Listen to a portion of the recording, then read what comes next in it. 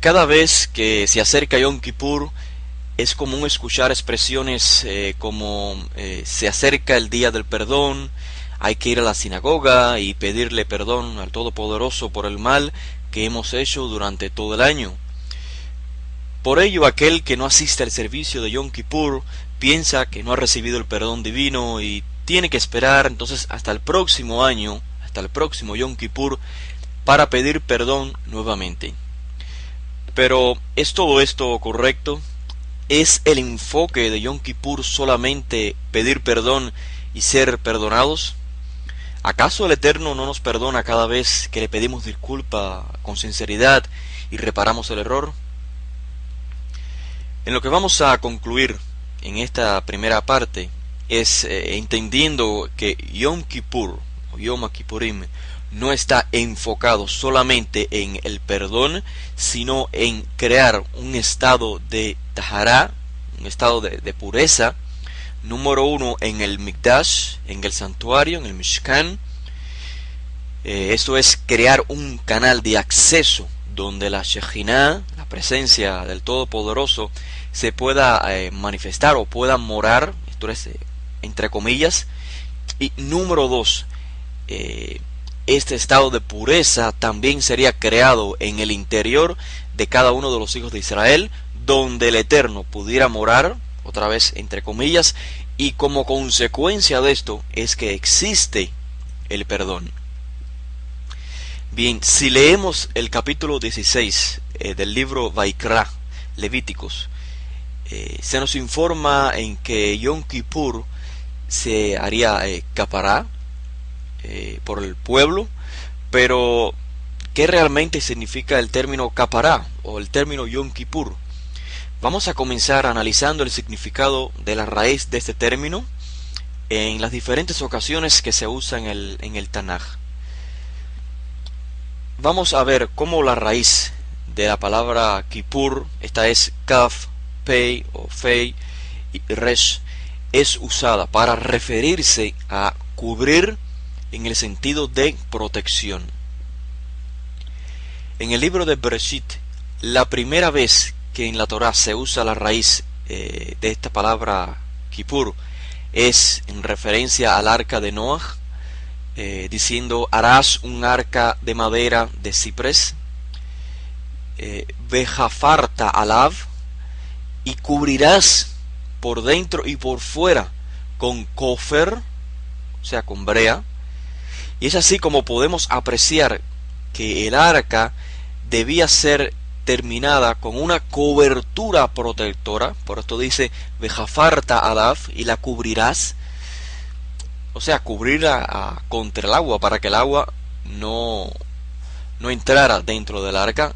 E inclusive el nombre que se usa para la brea es kofer, de la misma raíz de la palabra Kippur. Como podemos apreciar, en ningún momento el término se refiere al perdón de algún error, de algún pecado. Luego, en el suceso donde Jacob envía regalos a su hermano Esav, aparece otra vez la misma raíz, y nos dice el texto Ahapra panav, traducido como apaciguaré su rostro, o sea, enviándoles regalo. Y otra vez vemos que la raíz de Kippur, Ahapra, es usada en el mismo sentido de protección. O sea, Jacob no intenta pedirle disculpas a Esav, sino enviar regalos para protegerse del que viene con intenciones de guerra. La Torá llama a la tapa o a la cobertura del Arón HaKodesh Kaporet. Kaporet es de la misma raíz de la palabra Kippur. Por ende se entiende como la tapa que cubre, con el objetivo de proteger lo que se encuentra dentro del Arón HaKodesh.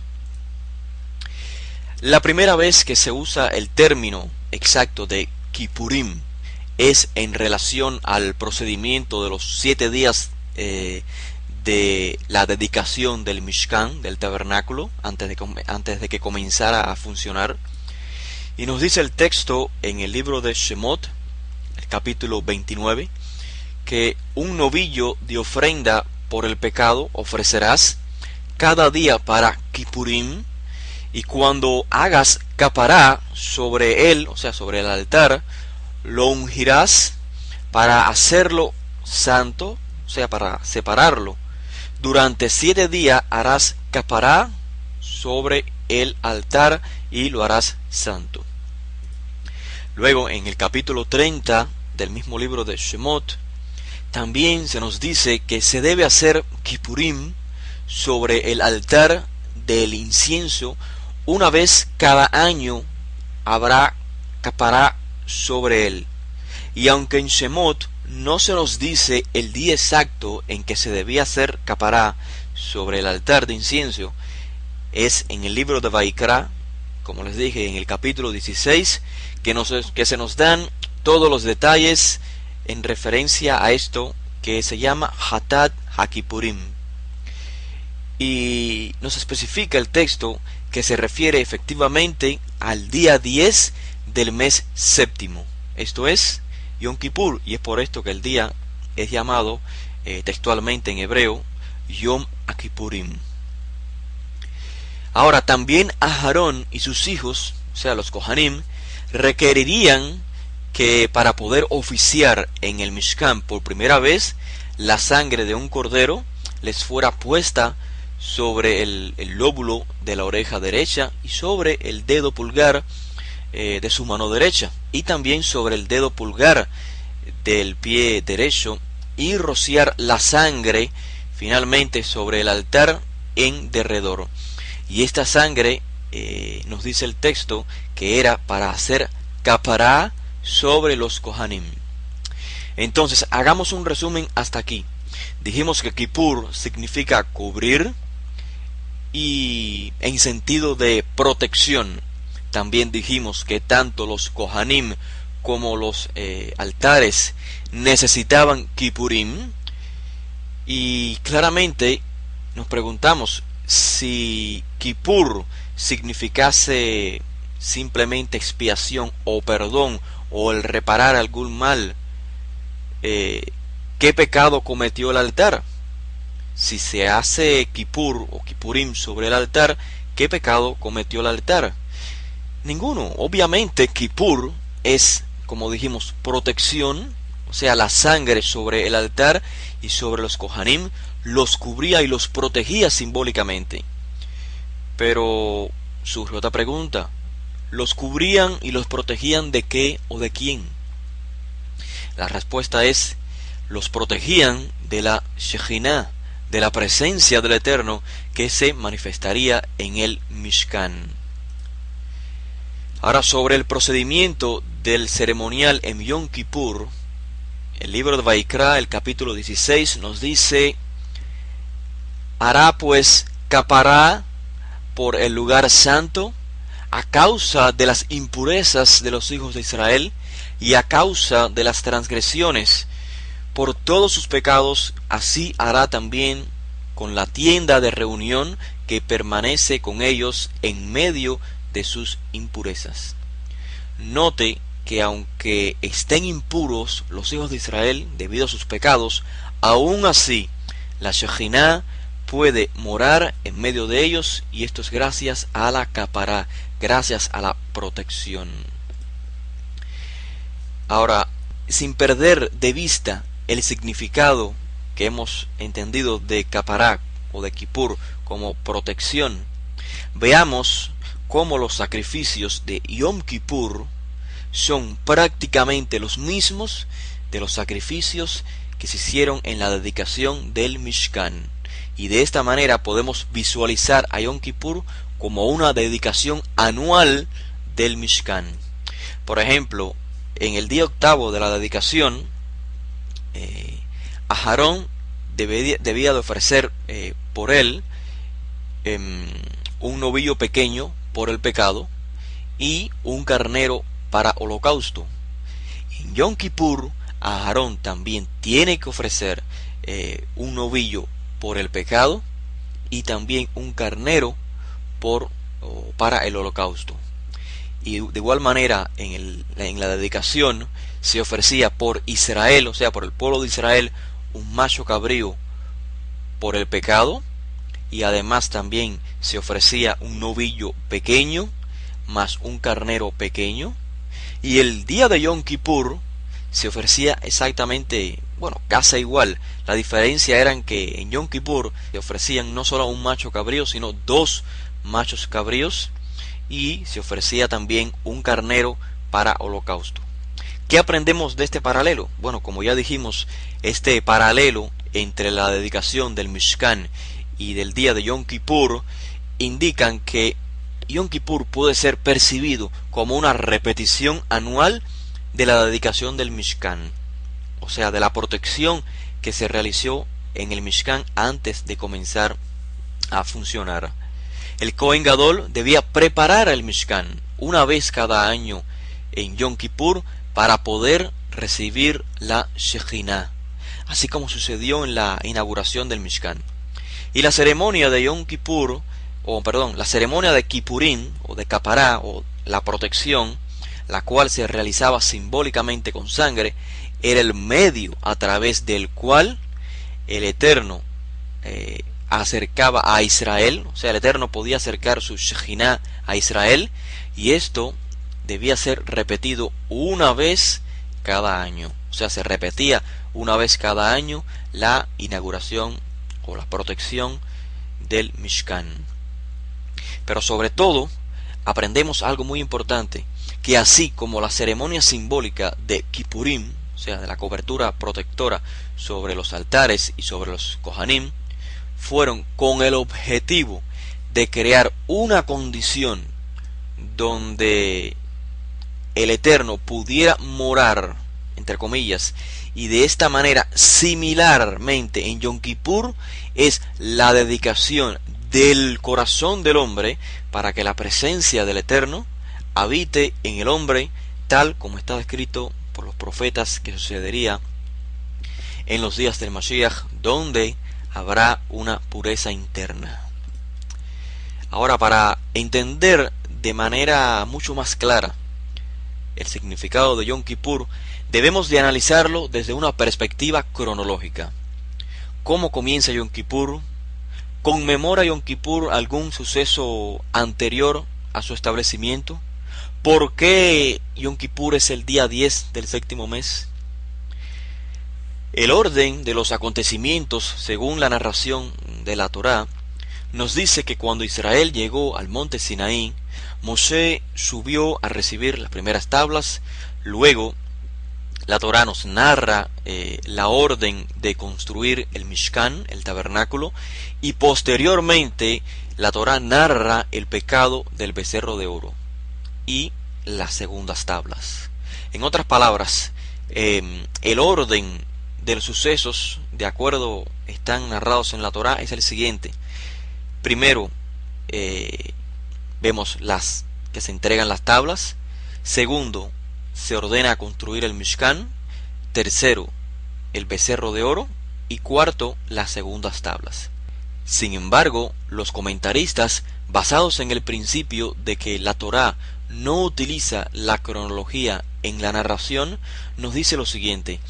Primero, si efectivamente fueron entregadas las primeras tablas, pero segundo, no vino la orden de construir el Mishkan, sino que en segundo lugar lo que vino es el pecado del becerro de oro, y posteriormente es que se ordena a construir el Mishkan, y finalmente se entregan las segundas tablas. O sea que la orden de construir el Mishkan vino posterior al pecado del becerro de oro. El libro de Shemot, donde se nos narran todos estos acontecimientos y todos los detalles, nunca nos dice cuándo o en qué día Moshe bajó con las segundas tablas juntamente con la orden de construir el Mishkan.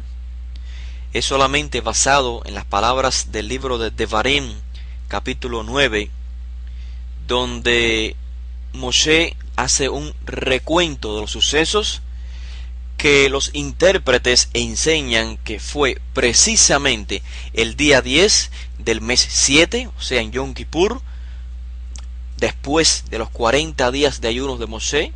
Y he aquí que estos 40 días comenzaron con el mes de Elul y culminaron entonces en Yom Kippur, y por esto son llamados los 40 días de Teshuvah, siendo Yom Kippur el día en que Hashem mostró su bondad y nos otorgó otras tablas y nos permitió construir una morada donde su presencia habitaría.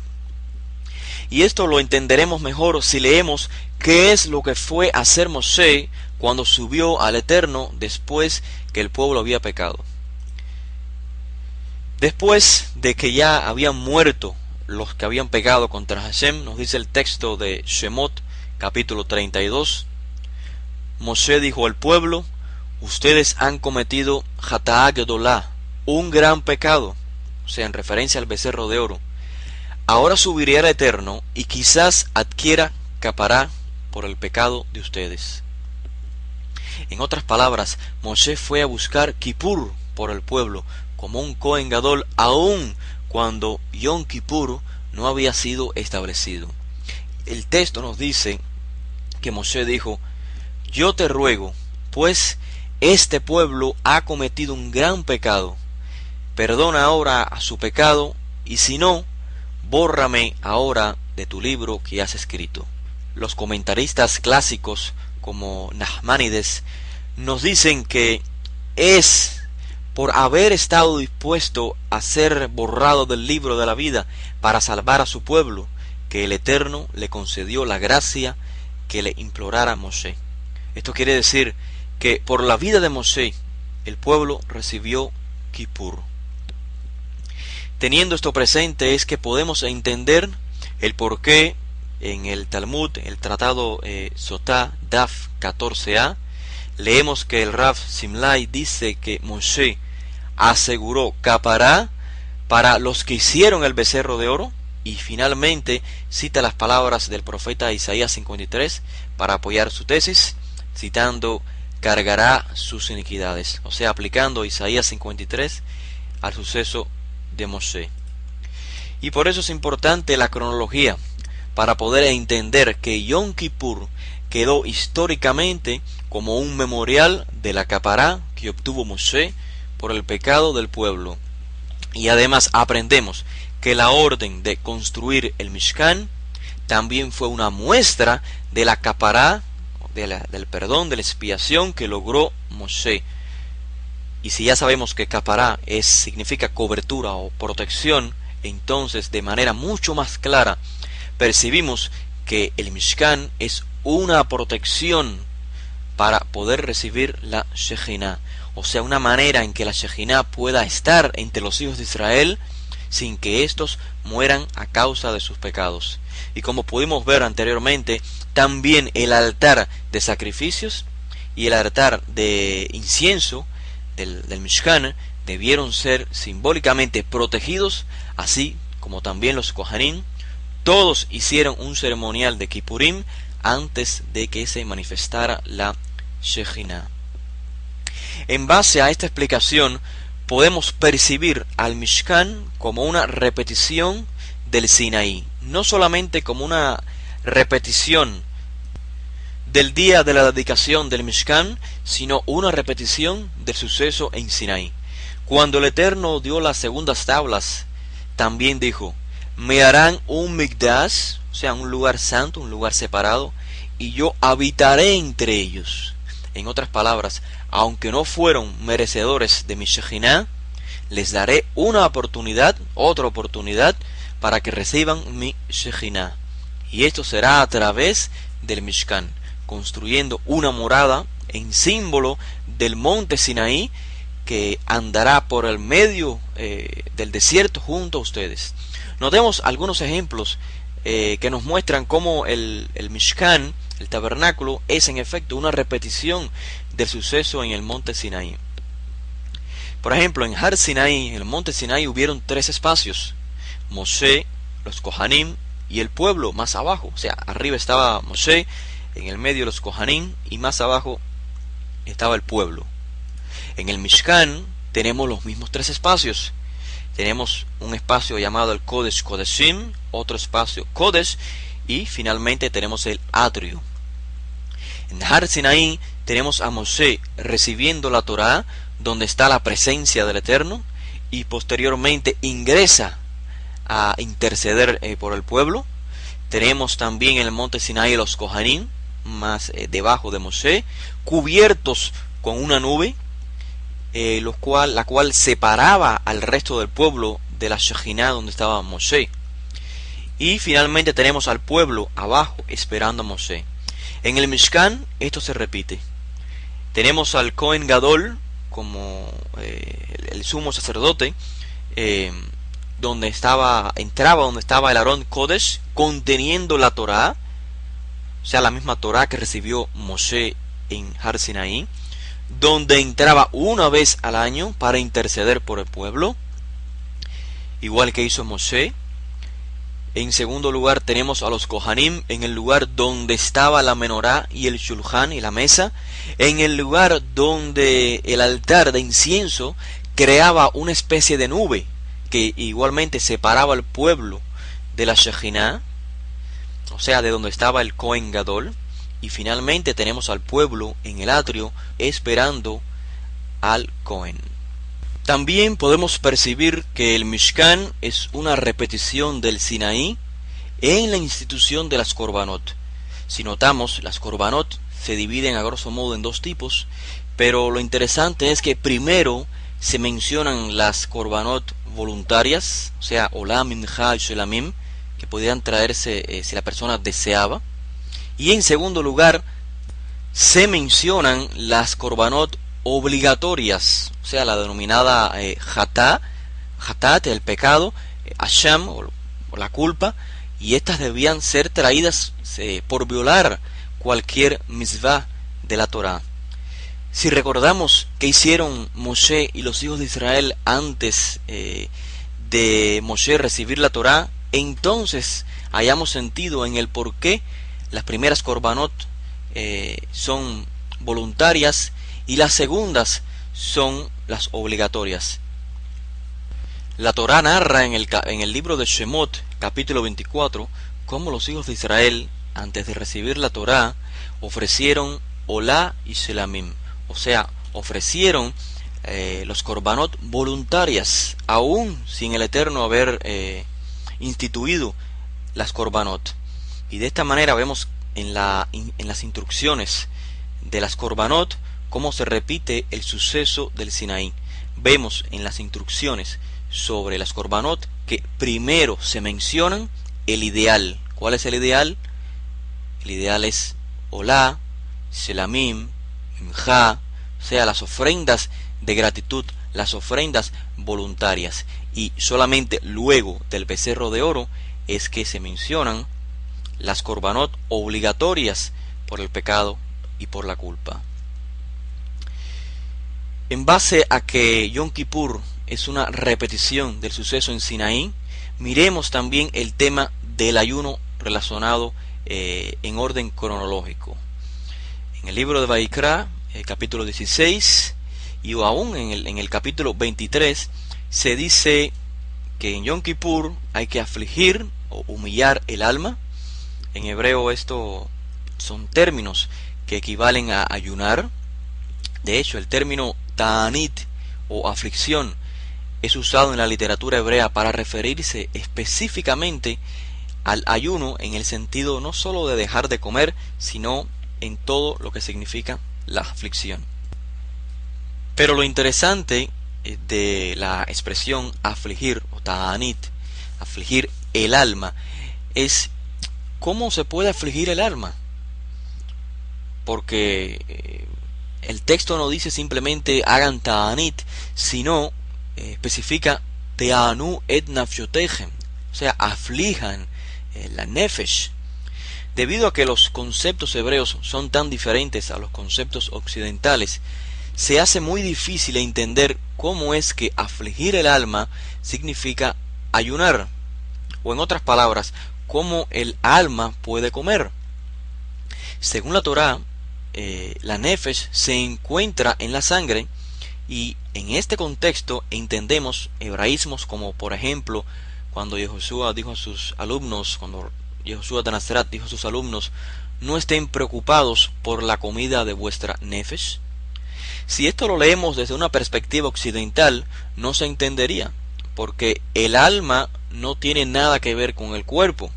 Por supuesto que el alma del concepto occidental no come, pero es que nefesh no es exactamente el alma del concepto occidental, aunque usualmente se traduzca al español como alma.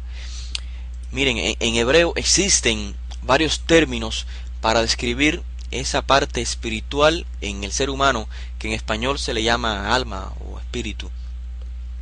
Y en el caso del término nefesh, este es usado en la literatura hebrea para referirse a los deseos y a las emociones del hombre. Pues estas son expresiones espirituales procedentes del alma. Por ello, la palabra nefesh es usada en la literatura hebrea no solo para referirse al alma, sino para inclusive referirse al apetito, a la boca, a la garganta. Y es por esto que en Vaikra, en referencia a Yom Kippur, cuando se dice afligir el nefesh, es equivalente a ayunar, o sea, a no comer, porque nefesh denota la vida misma de la persona, es decir, el ser, y por esto debe ser traducido mejor como aflige tu ser, y no literalmente en español aflige tu alma, pues no se entendería mucho en el concepto occidental. En este sentido podemos entender entonces la expresión afligir la nefesh como un equivalente a hacer algo que afecte nuestra parte espiritual, aquella parte del alma que está íntimamente ligada al cuerpo. Y otra vez vemos, por ejemplo, la conexión que existe entre Yom Kippur y las segundas tablas en el Sinaí.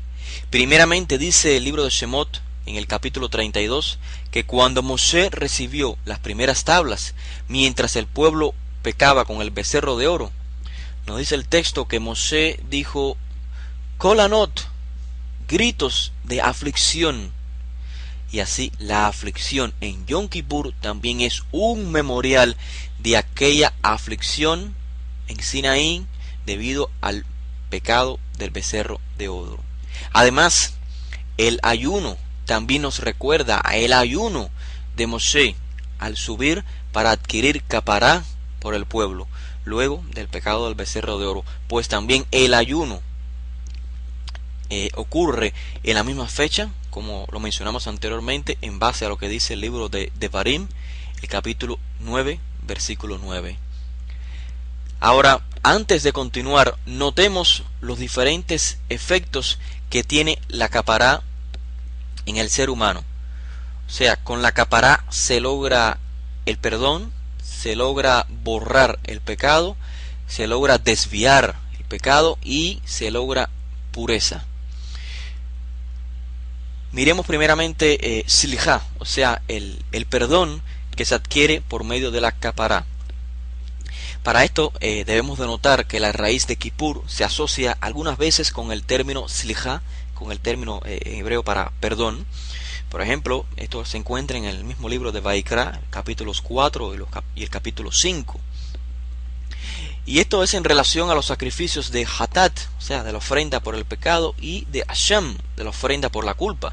El texto dice, Vejiper alav a Cohen, y el Cohen hará capará por él, venislahlo, y será perdonado, o sea, y recibirá el perdón, recibirá Silja. Ahora, recordemos que Silja es el perdón en el sentido de no estar enfadado, no estar molesto, a diferencia de Mejilá, que significa disculpa, en el sentido de la cancelación de una deuda. O sea que, aunque por ejemplo yo le otorgue Silja, el perdón, a una persona, no significa que esa persona no tenga que reparar el daño cometido. O igual, no es lo mismo que yo le otorgue Mejilá, o sea, que lo disculpe o que le perdone la deuda, pero aún yo esté molesto con él. Son dos términos con significados diferentes. Entonces, por medio del Cohen, la sangre del sacrificio simbólicamente protege a quien creó una enemistad con el Creador, a quien ofendió con su acción, y de esta manera se crea una reconciliación, se le otorga Slijá. Ahora, Yom Kippur también está relacionado con borrar, en hebreo Mahá. Si leemos, por ejemplo, en el libro de Jeremías, en el capítulo 18, dice capítulo 18 y versículo 23, dice el texto: Mas tú, Hashem, conoces todo su consejo contra mí, que es para la muerte. Al tejaper al abonam, no hagas capará por su iniquidad. Vejatatam al temji, ni borres su pecado de delante de tu rostro. Vemos entonces de esta manera que capará también tiene el poder de borrar tanto hatat como abón, o sea, el pecado o la iniquidad. Pero además, también Yom Kippur está relacionado a remover o a quitar el pecado.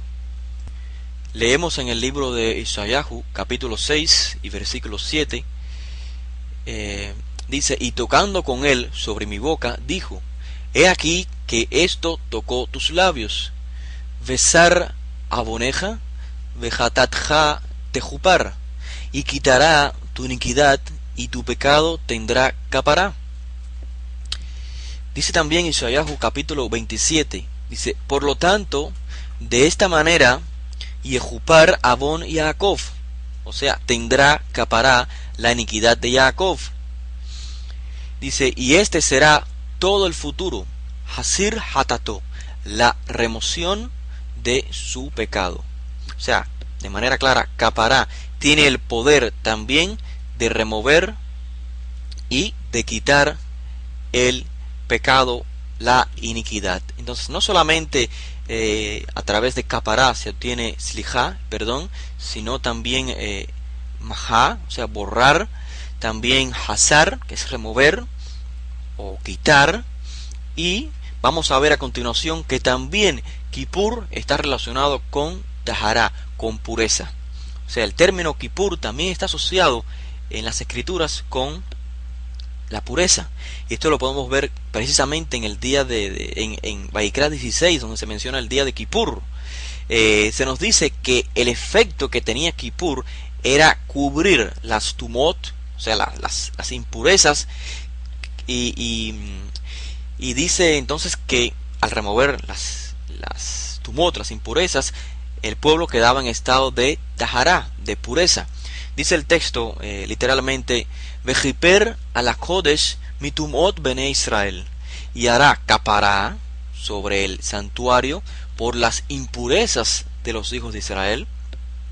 Y también nos dice: Ki vayomasei yehaper alechem lehater etchem, porque en este día hará capará sobre ustedes para purificarlos de todos sus pecados, y quedarán puros delante del Eterno. También en el tema de la tzaraat, de la llaga, se hace mención del efecto de tahará que produce capará.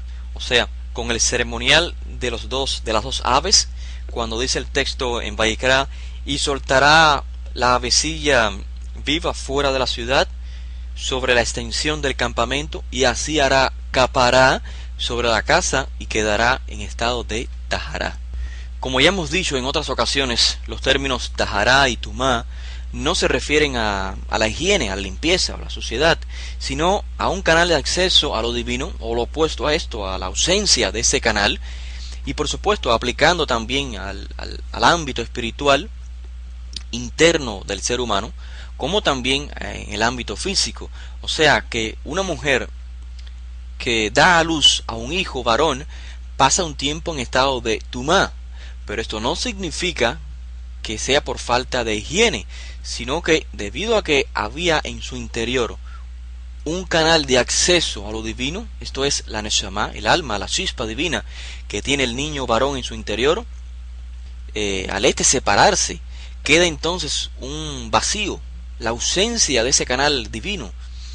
Y esto se llama entonces en hebreo tumá o impureza, la ausencia del acceso de ese canal a lo divino.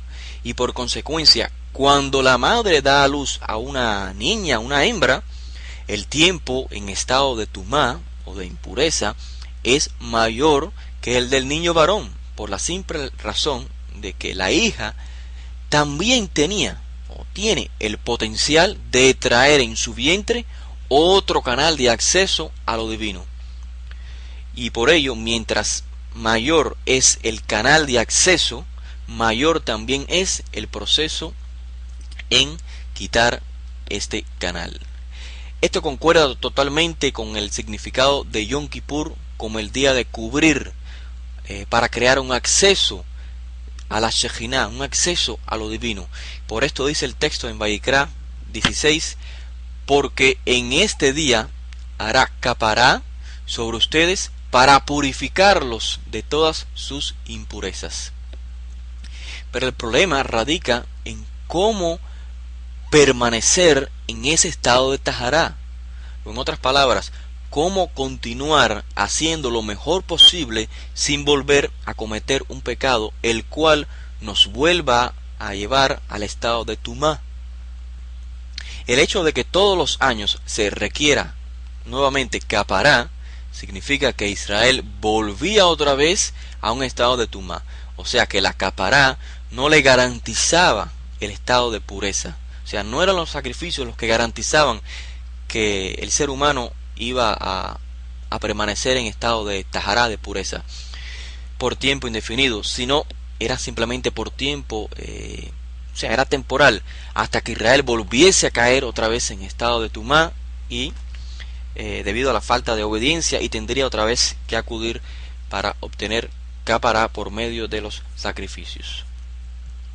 Ahora, para que pueda existir capará, o sea, para que se pueda quitar y borrar el pecado, debe coexistir un sustituto, alguien o algo que funcione como transferencia, o sea, liberando al hombre de ese pecado. Por ejemplo, en Yom Kippur, el macho cabrío destinado para Azazel, con lo cual se lograba hacer capará por el pueblo, nos dice la Torá que el Cohen Gadol confesaba sobre el macho cabrío todas las iniquidades, transgresiones y todos los pecados de los hijos de Israel, cubriendo todo tipo de pecado, o sea, hatat, avon, pesha. Y de esta manera nos dice el texto que el Cohen cargaba los pecados sobre la cabeza del macho cabrío y finalmente lo enviaba al desierto. Si leemos en el libro de Shemot, capítulo 21, veremos como si el dueño de un buey, sabiendo que éste cornea, no lo encierra y por ende le causa la muerte a alguien, nos dice que su dueño también debía de morir, pero si se le imponía kofer, de la misma raíz de Kippur, o sea, si se le imponía un precio de rescate, entonces daría ese kofer o ese precio de rescate por redención de su vida, o sea, para que no muriera. Claramente entonces vemos que el kofer, o sea, la paga por el pecado, por la culpa, cubría el daño cometido. Pero sin embargo, este precio de rescate por la vida no era aceptado en caso de homicidio. Ahora, Shlomo HaMelech, Salomón, dice que el hombre que fue deshonrado por su mujer no aceptará kofer, o sea, no aceptará un pago de rescate. O sea, vemos que no siempre era aceptado, o no se podía adquirir capará, aunque hubiera un sustituto. No siempre el sustituto cubría esa culpa. Y cuando recordamos, por ejemplo, lo narrado en el segundo libro de Shmuel, capítulo 21, el caso en que la sangre de los gabaonitas muertos clamaron, dijo David, ¿con qué japer, o sea, con qué puedo pagar, puedo cubrir la muerte de los gabaonitas? El concepto entonces de mediador, intercesor y de sustituto no solo está implícito en los Kohanim, en los sacerdotes, que eran un medio para interceder, y también está implícito en los sacrificios, que eran los sustitutos de los pecadores, sino en toda la historia de Israel vemos que existe el concepto de mediador, intercesor y de un sustituto. Por ejemplo, cuando se ofrecía un Korban Olá o Shelamim, el dueño realizaba el ceremonial de Smijá, o sea, simbólicamente transfería su identidad al animal, poniendo todo su peso sobre él. Y recordamos las palabras del comentarista Nachmanides, que nos dice que era como diciendo: ofrezco al animal en mi lugar, o sea, como un sustituto. Y este mismo concepto lo vemos años antes, cuando el Eterno le suplió a Abraham un carnero para sacrificio en lugar de Isaac. Vemos claramente el sustituto. Dice el texto: Olá tahat beno, o sea, un Korban Olá en lugar de su hijo. La misma idea la vemos cuando intercedió por Sodoma y Gomorra en nombre de los Sadikim que estuvieran en Sodoma y Gomorra, y el texto nos dice que en efecto el Eterno le dijo que no los destruiría por causa de 10 Sadikim. También, como ya vimos, a Moshe dando su vida como capará por el pecado del pueblo. Este tema lo vamos a desarrollar en la segunda parte de este estudio. Por el momento solo quiero hacer notar que en Yom Kippur vemos claramente el concepto de un sustituto o de un vicario, si se puede decir así. Estos son los dos machos cabríos, como ya vimos que se menciona en el libro de Vaikra. El macho cabrío destinado para el Eterno era ofrecido por el pecado, y su sangre era para hacer capará a causa de las impurezas, pecados y transgresiones de los hijos de Israel, incluyéndose el mismo Cohen Gadol. Así queda más que claro que los conceptos de mediador, intercesor y sustituto están implícitos en la tradición de Israel desde el principio.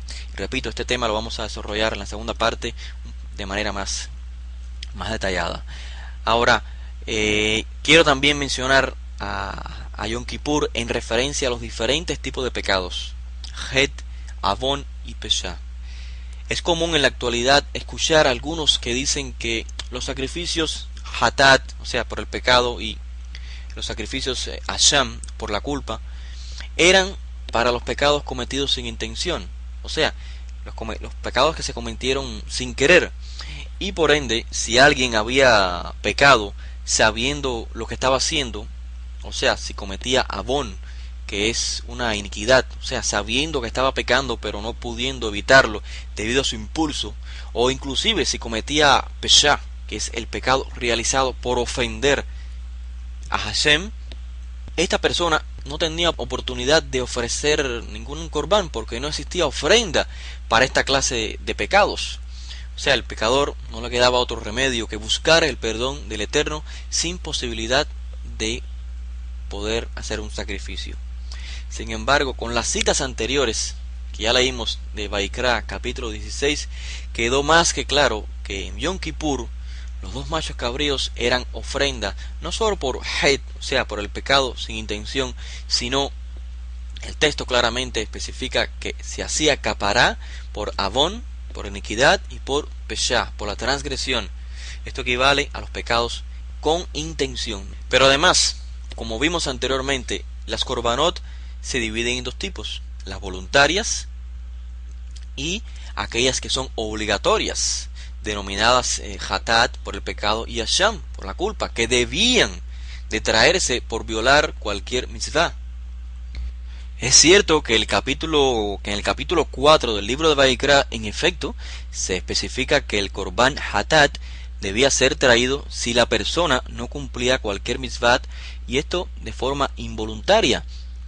Pero en el capítulo 5 la Torá especifica que se debería traer Korban Hatat si la persona era testigo de algo y nunca lo había manifestado. Y esto lo llama la Torá en el capítulo 5 Avon, o sea, iniquidad. Ahora, el Korban Asham es mencionado también en el capítulo 5 y es en referencia a actos no solo por ignorancia o involuntarios, sino también premeditados, como cuando alguien niega falsamente tener algo que le corresponde a su prójimo. En estos casos, el pecador debería de traer un corbán asham, o sea, un corbán por la culpa. O sea que este planteamiento de que no hay sacrificios por pecados intencionales es, por supuesto, una defensa ante el concepto cristiano, pero que resulta falsa totalmente y contradictoria a la Torá, que es lo peor. Si lo que se quiere es plantear que la vida de una persona no puede expiar por el pecado intencional de otra persona, aunque ésta se haya arrepentido y no haya repetido el error, pueden usar cualquier excusa, pero no pueden contradecir la verdad de la Torá.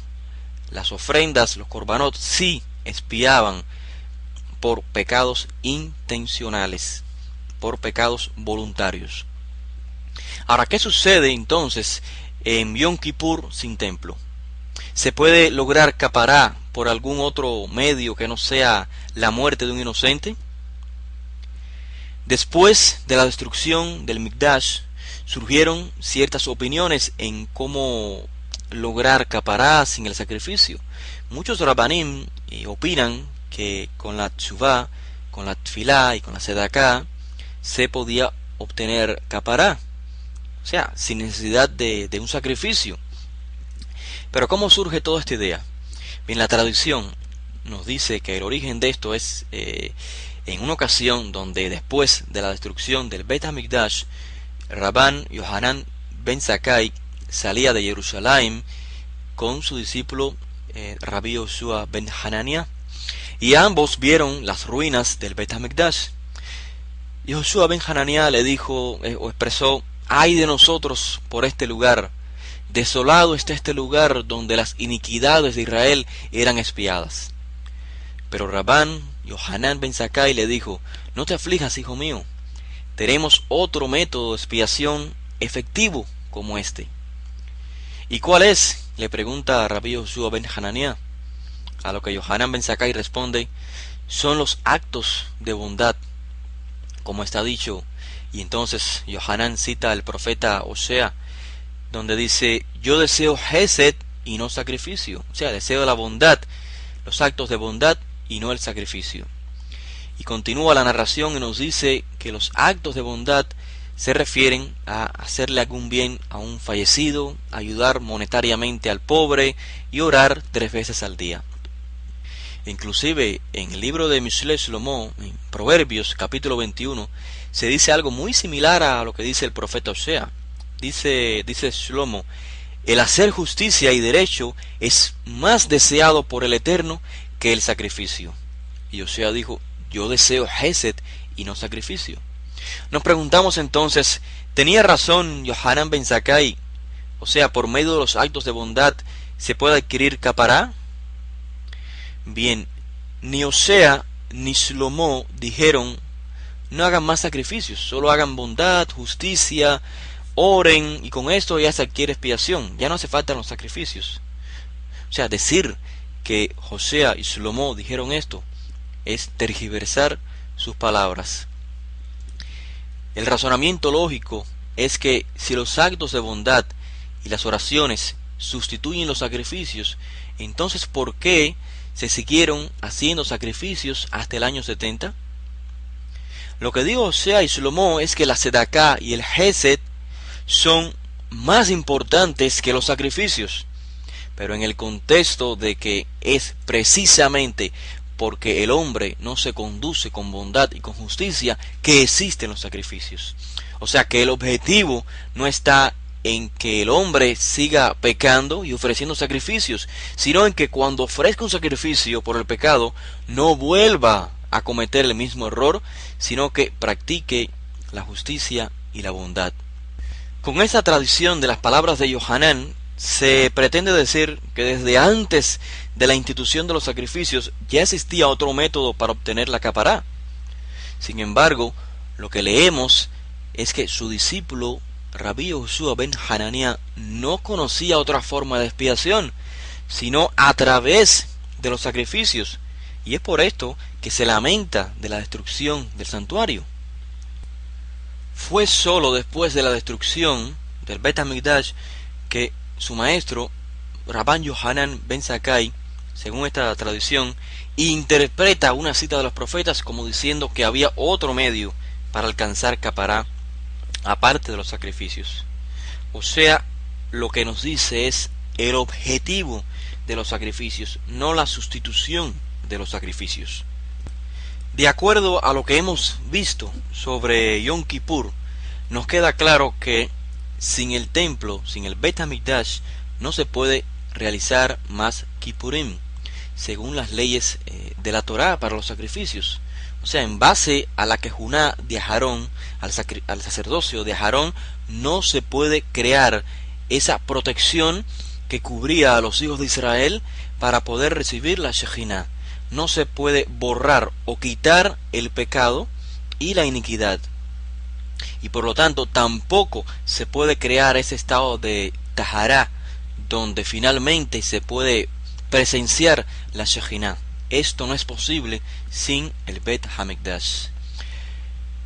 Cualquier estudiante serio que lea el libro de Vaikra, de Levíticos, se puede dar cuenta de que las Korbanot son el único mecanismo para recibir capará. De hecho, si leemos por ejemplo los comentarios de Eliot Friedman en referencia al libro de Vaikra, nos dice que las palabras Shuv, o sea, el retorno, el arrepentimiento, Rahamim, la misericordia, Hen, gracia, Hesed, bondad, ninguna de estas palabras aparece en el libro de Vaikra. Sin embargo, los pro templo, los que quieren construir nuevamente un Bet HaMikdash, a la vez se autojustifican y dicen que los sacrificios no son el único medio para recibir capará, y para apoyar esta idea citan las palabras de David en el suceso con la mujer de Urías, donde el profeta Shmuel le dice que el Eterno le ha perdonado su iniquidad. Pero resulta que el tema en cuestión no es el perdón, no estamos hablando del perdón. Capará, o sea, cubrir a Israel, borrar la iniquidad de Israel, crear un estado de Tahará, y finalmente con el objetivo de recibir la Shejinah, no significa perdón. Una cosa es el perdón y otra cosa es capará. También citan las palabras de Shlomo cuando éste edifica el templo, y donde dice que mediante la petición sincera al Eterno, Él perdona la iniquidad. Volvemos al mismo tema. Shlomo no está hablando de capará, sino que está hablando del perdón. Sí, Hashem perdona, pero la capará se obtiene solamente por medio de un sacrificio. Además, como Shlomo acaba de construir el templo, y a su vez va a estar diciendo que en realidad no hace falta traer sacrificios al templo, o sea, no tiene sentido esta interpretación. Pero también dicen que solo los que tenían dinero, o sea, las personas ricas, son los que podían traer los sacrificios, o sea, los sacrificios de animales. Los demás no estaban obligados a traer un animal porque no tenían dinero.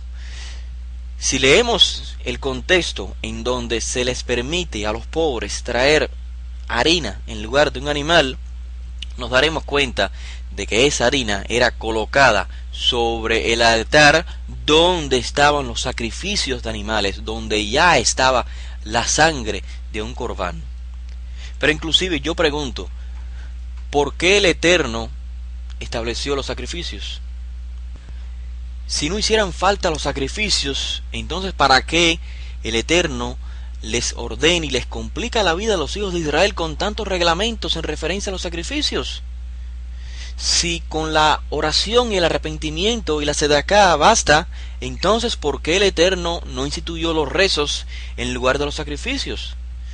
No se puede tapar el sol con un dedo, por favor.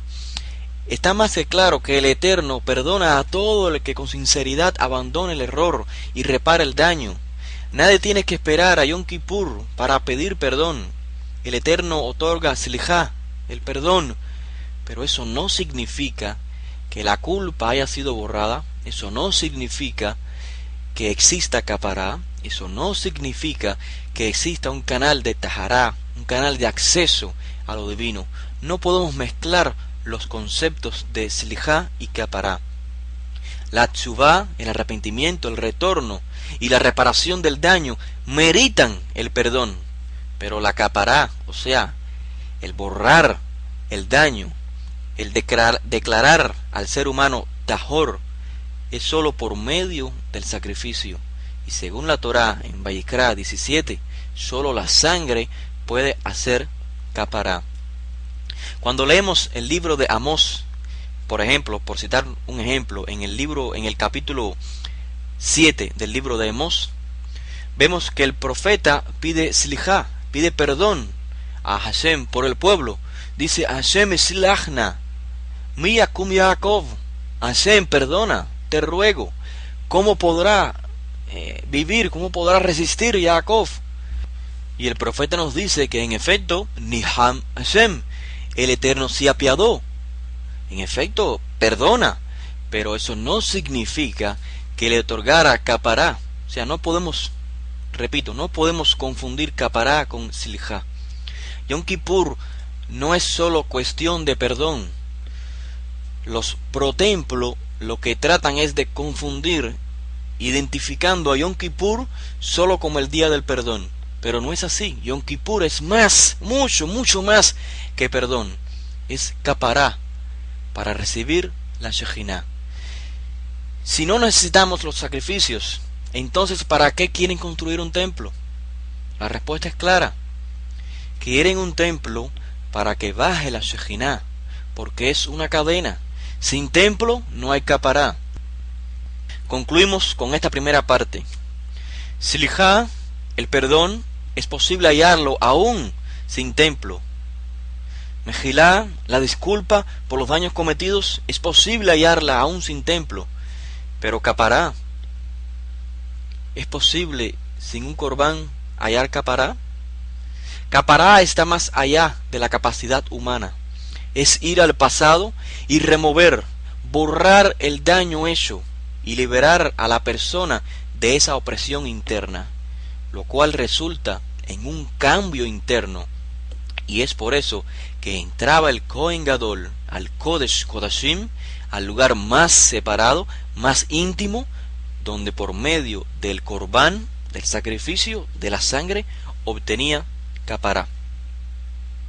Yom Kippur es el día de la cobertura que protege de la Shejinah, de la presencia divina, y por ende esa cobertura trae consigo el perdón, el removimiento del pecado e iniquidad, y finalmente el estado de tahará, creando así no solo la reconciliación con el Creador por los pecados que hayamos cometido contra Él, sino creando el canal de acceso a la Shejinah.